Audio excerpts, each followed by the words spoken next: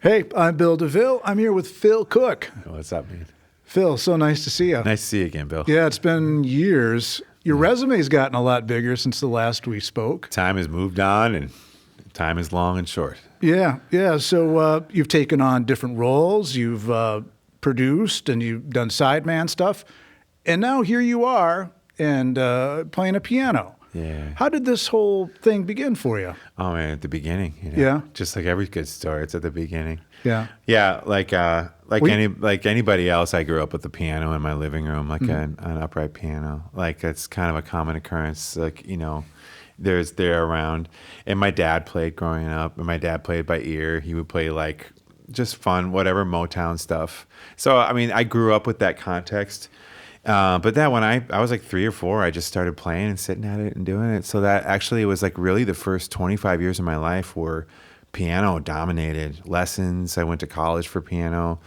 And then by the time I left college, I was just angry at the piano. Too many rules. I just had gone too much pedagogy. I think I just had boxed myself in too hard. Yeah. And I kind of, almost in reaction, just bought a banjo and decided to get something that completely different landscape. And that began another 20 some years of me playing every other instrument than piano and learning how to like use my intuition. And then the pandemic just brought me back home to the original thing after all this other stuff, Did you you live in North Carolina now, Did you have a piano there? Or? Yeah, I had a thrift store piano, but I ended up buying, because it was pandemic and we were quarantined together in a small house, and I ended up buying a keyboard so that I could practice very early in the morning with headphones on. Mm-hmm. So it ended up becoming a very like healing spiritual process for me, like meditative almost every morning, And of course, one thing leads to another, and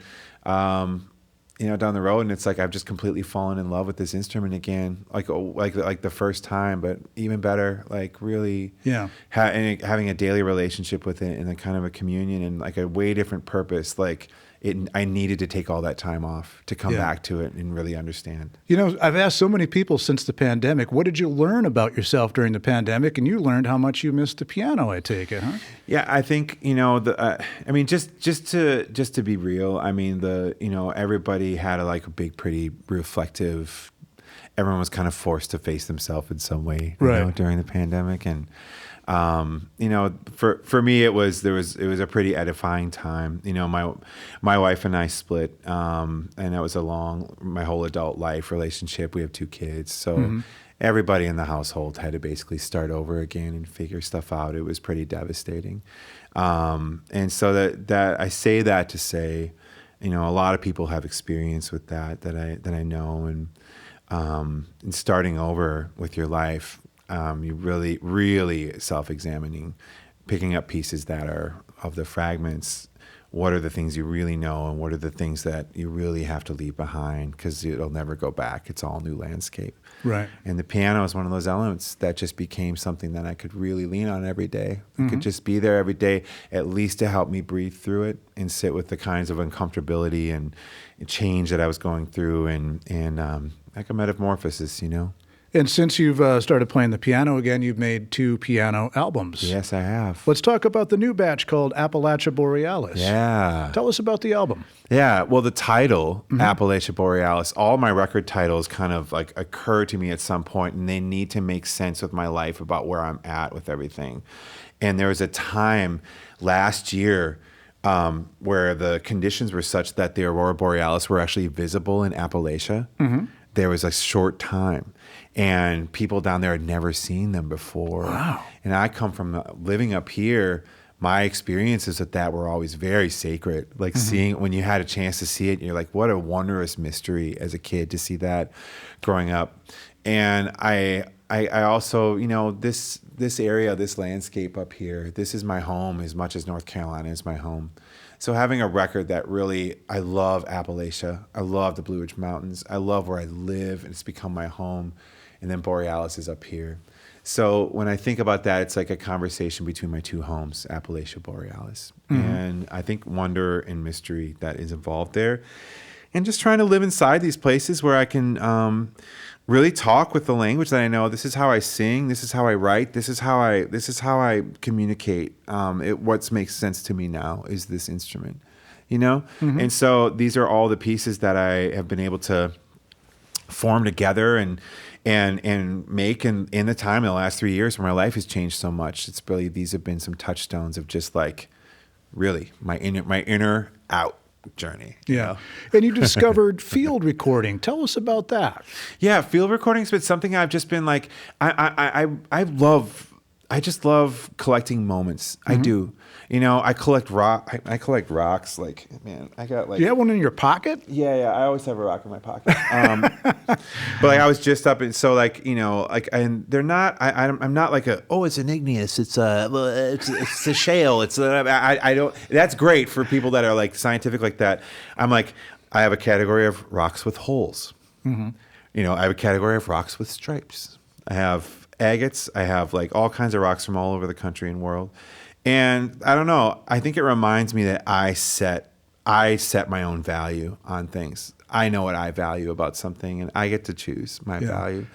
And so I think being able to have this record right here and these piano records and this music right now really is reintroducing myself to people that have seen me out playing with the banjo, that have seen me as a gregarious guy. That was, I think, the older Phil that I have a lot more understanding of, and why I needed so much of that external validation. But this is a different time in my life where it's a lot more inner motivated going out. So if I reintroduce myself to people as the guy I actually was all along, is this guy. Well, you described yourself as being an indoor kid, and now you've turned into the outdoor. Kid. I mean, organized sport, man. My gross motor skills are gross, dude. Like I was not an asset to any sports team growing up, and God tried to give me a real slap in the face every time I tried to do anything involved with team sports. He was like, "Go inside to the living room. That's where your purpose is." So yeah, that's been. It's been a real journey, but I mean, honestly, I recorded this record in Eau Claire, Wisconsin with my buddy Justin that I've like grew up with. I've heard of him, by the way. Yeah, I know. I could probably just say his name by his first name, but yes, Justin Vernon and I grew up together. We've known each other for 30 years now and learned how to play music together. And he, producing a piano record really involves just creating a space because it's just me in there. I'm just out on the floor by myself. So having somebody who knows all the places I come from musically, knows my instincts, and loves me as a person and as a musician, that's enough of a space to hold for me to feel like I can just go there in front of him, and then I can just ask him to be like, "Hey, man, just tell me after we're done with all this, like, what do you feel like were the moments where you just saw me clearest as your friend and as the musician you love and know? Where are the clearest moments for you?" And then that's what he helped me do. And that's why this record is these particular songs. Have you listened to his new album, the new Bon Iver record? Yeah, it's great. Yeah. There was a lot of talent in DeArm and Edison. What would happen if you guys were to try to do something again? Yeah. I'm not suggesting it should, but what would happen? It is fun to think about how each individual person in that group's individual journeys have been very deep. Yeah. And each of us have like really gone on our own journey musically. And I'm so inspired by Justin and my brother Brad and Joe Westerland every day of just like how we've not given up. We've fully committed to the path that we're on and are still learning every day and still following the thing that we did since we were kids. I'm kind of blown away that we're still doing it. You know? And Brad has produced, the Waxahachie records and some other records, and you've done a lot of sideman stuff. Tell us about some of the things you've worked with Nathaniel and the Night Sweats and let's see, Plains, and you appear on both of the Waxahachie records, right? The last two? Yeah, I've been able to, thanks to my long life of touring on the road, you just build a community of people. While the financial rewards may not be predictable or the kind of thing that other people would necessarily understand, the human rewards and the collective riches of a community that are earned through touring are really where the investment in my life is. So it doesn't surprise me that after 20 years, people like Nathaniel, I mean, I met him in 2007 in Indianapolis in a real ho-dunk bar, Yeah. where we were really scared for our lives in the loadout afterwards. And now none of us knew what was in store for any of us. But that's also the kind of thing where it's like years later when somebody like Nathaniel has a lot of fame, they can look back to somebody who knew him way back then and was kind of on the same road with them. And they have some comfort and safety in that to know, like, I know why you're in this. I know why he knows me and why I'm in this, and I'm still doing it. I'm not jumping on later because of things that have happened for him or, all the energy that happens around fame. It can be really isolating. What's it like working with Katie Crutchfield? I mean, she's just brilliant. It seems like writing songs is so easy for her, and they just are flying out of her all the time. I mean, she has songs that didn't make the cut for the album that are now singles that are still every bit as good as everything on the album. Yeah. Yeah, Katie's brilliant. She's a brilliant human being. She's a light to be around. She's very calming to be around. And making a record with her is so much fun. We just have a really good time. And making that record, Tiger's Blood, with Jake Lenderman and with Spencer Tweedy and my brother Brad and Katie and I in Texas was an incredible experience. We just had so much fun. The studio door was open to the Texas air the whole time.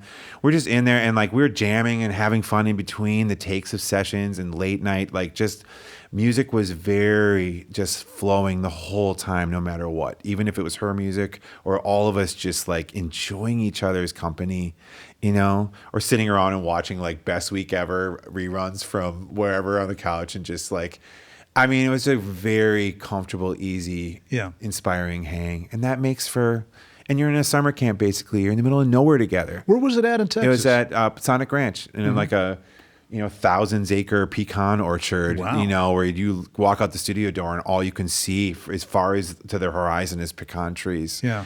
It's kind of like, whoa, we're really out here. It's just us, It's pretty cool. I saw you also worked with the Blind Boys of Alabama. Yeah. What was that experience and how did it happen? Well, working with the Blind Boys was another experience through Justin won the Grammy for Best New Artist. And then the Blind Boys, who are lifelong serial collaborators, tapped him to produce a record that was more based on contemporary music and what was happening and trying to like match them and bring all their tradition to like a newer sonic landscape, of what was happening.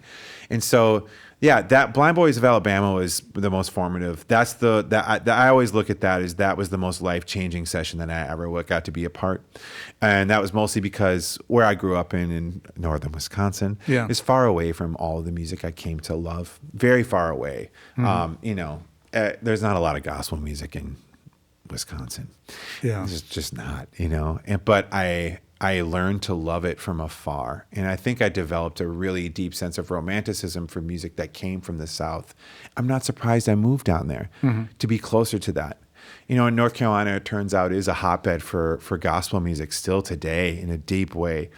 And so for me to actually be finally in a room with tradition bearers like the Blind Boys of Alabama, I found that they accepted me as a peer and as an equal, and I was in complete imposter mode when I walked into that studio. I was young, but I didn't think I deserved to be amongst real practitioners there. Yeah. But what they taught me was that, and what they encouraged in me was like, it's about love and it's about respect. So if you love that music, whatever the music you love is, when you come at it with love and you come at it with respect in the front door, and that sense of openness and humility, dude, anything is possible when you have that at your core. And everything switched for me then. That's when I went home after that session with all, and I still am friends with them, all of them today. And I won a Grammy with them a couple years ago when we did the record Echoes of the South down in Muscle Shoals. And like 2 weeks after that record, my dear friend Ben Moore, one of the singers, passed away 2 weeks after the record was recorded. And then my dear friend Paul Beasley passed away about 4 months after the record was done. So the last time all those guys were in a room together, in Muscle Shoals. It was 15 years after I met him in Wisconsin. Wow. Yeah. And we all got to make this record together. But it was so amazing because, they're all in their 70s. And then we made it like the old days. Like we were on the floor and they were not sitting, they were standing. And we were cutting live. And like they were like full of energy, like they were 20 again. And they were singing. We were all playing live like it was like the 60s in Muscle Shoals. Yeah. That kind of experience. Yeah. What are you going to do with that? Like that is the richest thing that I could possibly have in my mind that no one can take away from me. You know what I mean? So no matter what happens in my life, these are the things that I draw on that that just give me so much strength and reminder of like what's important and what I value, So nice chatting with you. Thanks, It's Bill. Phil Cook. Appalachia Borealis is the name of the new album. Congratulations on the new direction of what you're up to. Yeah, man. It sounds it's cool. great. Mm-hmm. It's feeling good. Always a pleasure to see you, sir. Yeah, you too, Bill. Mm-hmm. Yeah. Thanks, man. The Current is public media made possible thanks to member support.